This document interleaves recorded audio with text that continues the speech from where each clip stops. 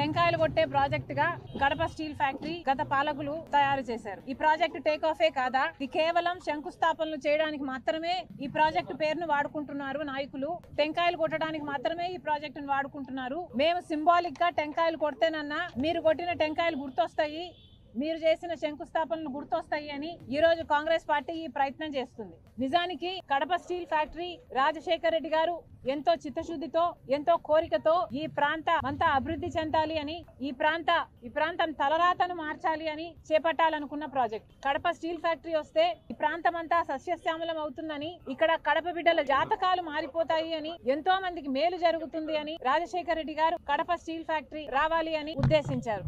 నిజానికి రాజశేఖర రెడ్డి గారు ఉన్నప్పుడే కడప స్టీల్ ఫ్యాక్టరీ కోసం ఎన్నో ప్రయత్నాలు చేసి దీన్ని సాకారం చేయాలి అని పూర్తి బ్లూ ప్రింట్ కూడా తయారు చేశారు. 10,000 ఎకరాలలో 20,000 కోట్ల పెట్టుబడితో 20 మిలియన్ల టన్నులు ఉత్పత్తి చేసే కెపాసిటీ గల ప్లాంట్ ని ఇక్కడ ఏర్పాటు చేయాలి అని మొత్తం ప్లాన్ చేశారు రాజశేఖర రెడ్డి గారు. రాజశేఖర రెడ్డి గారు ఉద్దేశం ప్రకారం 25,000 మందికి డైరెక్ట్ ఎంప్లాయ్మెంట్ ఇస్తుంది, ఇంకో 1,00,000 మందికి ఇండైరెక్ట్ ఎంప్లాయ్మెంట్ ఇస్తుంది ఈ ప్లాంట్ అన్నది రాజశేఖర రెడ్డి గారి ఉద్దేశం. అయితే మరి ఈ రోజు ఏమైంది, ఎక్కడికి పోయింది? అంత గొప్ప ప్రణాళిక తర్వాత వచ్చిన నాయకుల చేతుల్లో నాశనం అయిపోయింది కదా. రాజశేఖర రెడ్డి గారు శంకుస్థాపన చేసింది ఆయన అధికారంలో ఉన్నప్పుడు 2008లో. అయితే ఆ తర్వాత కాలంలో రాష్ట్ర విభజన జరిగినప్పుడు కడప స్టీల్ ఫ్యాక్టరీ తప్పనిసరిగా కట్టాల్సిన ఫ్యాక్టరీ, శైల ఆధ్వర్యంలోనే దీన్ని కట్టాలి అని విభజన హామీలలో ఒక హామీ కడప స్టీల్ ఫ్యాక్టరీ. 2014లో కాంగ్రెస్ పార్టీ అధికారంలోకి వచ్చుంటే కడప స్టీల్ ఫ్యాక్టరీ ఈ పార్టీకి పూర్తి కూడా అయిపోయేది.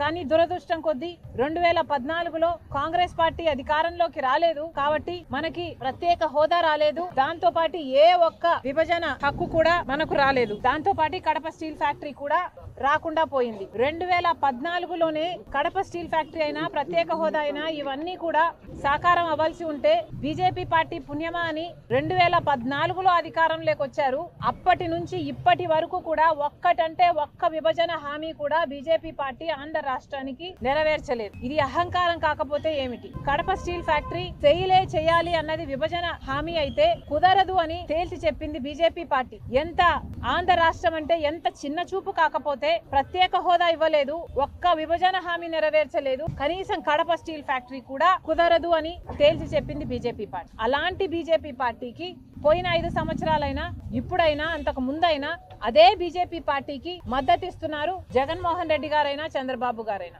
ఒక్క విభజన హామీ కూడా నెరవేర్చకపోయినా కూడా అదే బీజేపీ పార్టీతో డ్యూయెట్లు పాడుతూ తిరిగారు చంద్రబాబు గారు, జగన్మోహన్ రెడ్డి గారు. చంద్రబాబు గారు 2014లో ముఖ్యమంత్రి అయ్యారు. Kadapa steel factory BJP party మేము కట్టము అని తేల్చి చెప్పాక ఆఖరికి ఇక చంద్రబాబు గారు అధికారంలోంచి ఆయన టర్మ్ అయిపోయింది అన్న టైంలో 4.5 సంవత్సరాలు అయిపోయిన తర్వాత తాపీగా కడప స్టీల్ ఫ్యాక్టరీ ఇక ఎన్నికల కోసమన్నా వాడుకుందాం అనుకున్నారో ఏమో, కడప స్టీల్ ఫ్యాక్టరీ దగ్గర మళ్ళీ ఇదిగో ఈ టెంకాయలతో మళ్ళీ శంకుస్థాపన చేశారు చంద్రబాబు గారు. రాజశేఖర రెడ్డి గారు చేసిన స్థలంలో కాకుండా స్థలం మార్చి చంద్రబాబు గారు మళ్ళీ టెంకాయ కొట్టి శంకుస్థాపన చేశారు. చంద్రబాబు గారి ప్రకారము 4,000 ఎకరాలు భూమి ఇచ్చి 3 మిలియన్ టన్ల ప్లాంట్ కట్టాలి అన్నది చంద్రబాబు గారి ఉద్దేశం. తీరా 6 నెలలు అయిపోయింది, ఎలక్షన్లు అయిపోయాయి, చంద్రబాబు గారు ఓడిపోయారు. 2019లో జగన్మోహన్ రెడ్డి గారు ముఖ్యమంత్రి అయ్యారు. ముఖ్యమంత్రి అయిన 6 నెలలకు మళ్ళీ ఇదిగో ఇదే టెంకాయ మళ్ళీ కొట్టారు.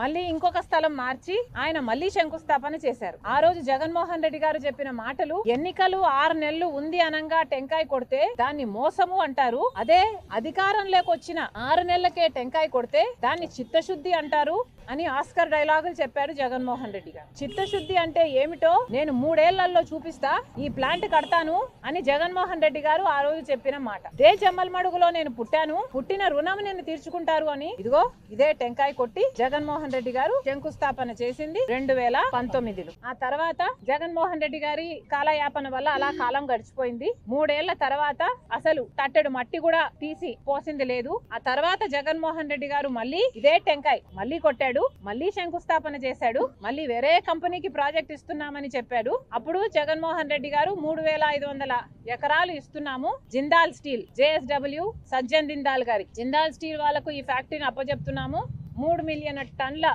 ఫ్యాక్టరీని వాళ్ళు కడతారు అన్నారు. ఇదే సజ్జన్ జిందాల్ గారు ఆ రోజు చెప్పిన మాట 2019లో శంకుస్థాపన 2023లో జగన్మోహన్ రెడ్డి గారు 4వ సారి ఇదే టెంకాయ కొట్టి శంకుస్థాపన చేసిన రోజున సజ్జన్ జిందాల్ గారు జగన్మోహన్ రెడ్డి గారి సంబంధం నాది అయింది ఎప్పటిదో, జగన్మోహన్ రెడ్డి గారు ఎప్పుడో చిన్నప్పుడే నా దగ్గరకు వచ్చి అప్రెంటిస్షిప్ చేద్దాం అనుకున్నారు అని, మా బంధం ఏనాటితో అని చెప్పుకుంటూ వచ్చారు. ఆ రోజు జనాలకు ఎవరికి అర్థం కాలేదు. జగన్మోహన్ రెడ్డి గారు అధికారంలోంచి దిగిపోయిన తర్వాత వాళ్ళ బంధం గురించి జనాలకు అర్థమైంది. కాదంబరి అనే ఆవిడ సజ్జన్ జిందాలు ఆమెకు అన్యాయం చేశారని, హెరాస్ చేస్తున్నారని ఆమె బాంబేలో కేసు పెడితే దాని గురించి జగన్మోహన్ రెడ్డి గారి సహాయం తీసుకొని ఆమెను బాంబే నుంచి అరెస్ట్ చేపించి 40 మంది పోలీసులను పంపించి అరెస్ట్ చేపించి ఇక్కడికి తీసుకొచ్చి 40 రోజుల పాటు జైల్లో పెట్టారు జగన్మోహన్ రెడ్డి గారు జిందాల్ కోసం. ఇంత జరిగింది, ఇంత హిస్టరీ, ఇంత బ్యాక్గ్రౌండ్ ఉంది. ఇన్నిసార్లు టెంకాయలు కొట్టారు, ఇన్ని సార్లు శంకుస్థాపనలు చేశారు, కానీ ఎక్కడ వేసిన గొంగలి అక్కడే ఉంది. ఇప్పటి వరకు కూడా కడప స్టీల్ ఫ్యాక్టరీ ముందడుగు వేయనే లేదు. ఎందుకు అని అడుగుతున్నాం. పాలకులకు ఎందుకు ఇంత చిన్న చూపు అని అడుగుతున్నాం. ఇక్కడ ఎంపీ అవినాష్ రెడ్డి గారు 10 సంవత్సరాలు ఇప్పటికే ఎంపీగా ఉన్నారు అవినాష్ రెడ్డి గారు. మరి అవినాష్ రెడ్డి గారు సమాధానం చెప్పాలి. ఎంపీగా అవినాష్ రెడ్డి గారు Jindal steel Kadapa steel factory కోసం ఏం చేశారు? 10 సంవత్సరాలుగా ఎన్ని పోరాటాలు చేశారు, ఎన్ని ధర్నాలు చేశారు, ఎన్ని దీక్షలు చేశారు? పార్లమెంట్ లో 10 సంవత్సరాలుగా మీరు ఎంపీగా ఉన్నారు. పార్లమెంట్ లో మరి ఎన్నిసార్లు కడప స్టీల్ ఫ్యాక్టరీ కావాలి అని ఎన్నిసార్లు కొట్లాడారు, ఎన్నిసార్లు మాట్లాడారు? అవినాష్ రెడ్డి గారు సమాధానం చెప్పాలి. ప్రజలు కూడా ఆలోచన చేయాలి. ఇలాంటి వాళ్ళను మళ్ళీ మళ్ళీ ఎన్నుకోవాలా లేదో ప్రజలు ఆలోచన చేయాలి. ఇప్పుడు జగన్మోహన్ రెడ్డి గారు కూడా ఇక్కడ ఎమ్మెల్యే, సరే ముఖ్యమంత్రి కాలేదు, కనీసం ఎమ్మెల్యేగా అయితే ఉన్నాడు. ఇక్కడ కడప జిల్లాకు సంబంధించిన ఎమ్మెల్యే మాజీ ముఖ్యమంత్రి జగన్మోహన్ రెడ్డి గారు. మరి ఇప్పుడు ఆయన అయినా కూడా ఏం చేస్తున్నారో ప్రజలకు సమాధానం చెప్పాలి. ఇదే కడప జిల్లా ప్రజలు మీకు ఓట్లేసి గెలిపిస్తే 5 సంవత్సరాలు మీకు అవకాశం ఇస్తే తట్టెడు మట్టి తీసి అవతల పోసింది లేదు, ఫ్యాక్టరీ వచ్చింది లేదు. ఏది రాజశేఖర్ రెడ్డి గారి కళ అయిన కడప స్టీల్ ఫ్యాక్టరీ రత్నాల సీమను చేస్తుంది అని అనేవాడు రాజశేఖర్ రెడ్డి గారు. కడప స్టీల్ ఫ్యాక్టరీ 2 సార్లు టెంకాయలు కొట్టడం తప్పితే జగన్మోహన్ రెడ్డి గారు చేసింది ఏమీ లేదు. తీరా ఓడిపోయాడు. ఓడిపోయినా ఇప్పటికీ కూడా ఎమ్మెల్యేగా ఉన్నాడు జగన్మోహన్ రెడ్డి గారు. పోనీ ఇప్పుడైనా ఏదైనా చేస్తున్నాడా అంటే ఇప్పుడు కూడా అసెంబ్లీకి వెళ్ళడట, మాట్లాడట, ప్రజలకు జరుగుతున్న అన్యాయాల గురించి నిలదీయడట. ఎందుకని అడుగుతున్నాం. జగన్మోహన్ రెడ్డి గారు ఈ జిల్లాకు సంబంధించిన ఎమ్మెల్యే అయినప్పుడు మీకు అసెంబ్లీకి పోవాల్సిన బాధ్యత లేదా? అసెంబ్లీకి వెళ్లి కడప స్టీల్ ఫ్యాక్టరీ ఎందుకు ముందుకు వెళ్ళటం లేదు అని మీరు నిలదీయాల్సిన అవసరం లేదా? సూపర్ 6 ఏమైతుంది అని మీరు నిలదీయాల్సిన అవసరం లేదా? చంద్రబాబు గారు ఉచితంగానే ఇసుక ఇస్తామంటున్నారు. ఇసుక ఉచితమైన చుట్టూతా ఉన్న ఖర్చులన్నీ పెరిగిపోతే ఉచితం ఎక్కడుంది అని జగన్మోహన్ రెడ్డి గారు నిలదీయాల్సిన అవసరం లేదా? కానీ జగన్మోహన్ రెడ్డి గారు ఎమ్మెల్యేకి అర్థమేమో మెంబర్ ఆఫ్ లెజిస్లేటివ్ అసెంబ్లీ, పేరులో కూడా అర్థం ఉన్నా కూడా ఆయన విజ్ఞత అసెంబ్లీకి వెళ్ళడట. ఈయనకు ప్రతిపక్ష హోదా ఇస్తేనే వెళ్తాడట.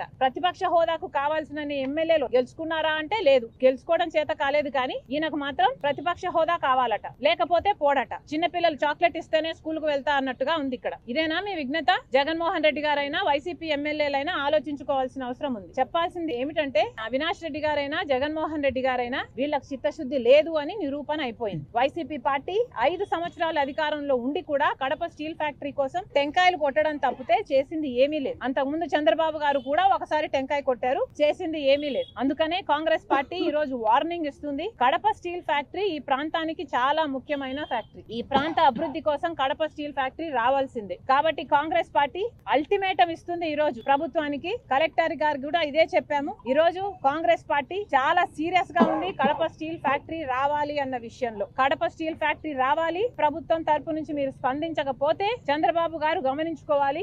కాంగ్రెస్ పార్టీ కడప జిల్లాలో ధర్నాలకు దిగుతాం, దీక్షలకు దిగుతాం, రాస్తా రోకోలు చేస్తాం, ఊరూరికి వెళ్తాం, ప్రతి ఊర్లోనూ చెప్తాం. కడప స్టీల్ ఫ్యాక్టరీ గురించి ప్రజలను చైతన్య పరులను చేస్తాం, ఉద్యమిస్తాం. ఆఖరికి నిరాహార దీక్షకు, ఆమరణ నిరాహార దీక్ష కూర్చోడానికి కూడా మేము సిద్ధం.